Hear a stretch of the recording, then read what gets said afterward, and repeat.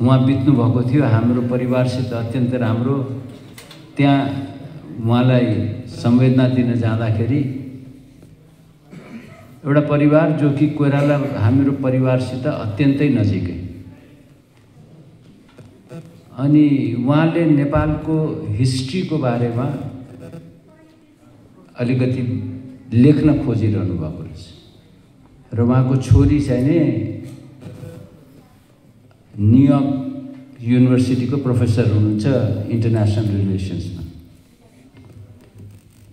अनि उहाँले सोध्दै जानुभयो अलिअलि। म त त्यसै भेट्न गएको थिएँ। उमेर पनि भइसकेको छ उहाँको, 92-93 वर्ष भइसकेको छ।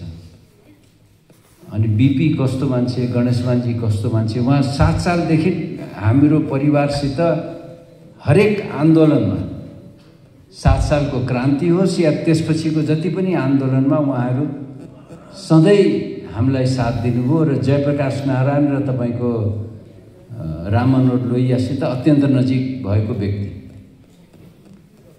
अनि मैले उहाँले भन्दै जानुभयो बीपी यस्तो हुनुहुन्थ्यो।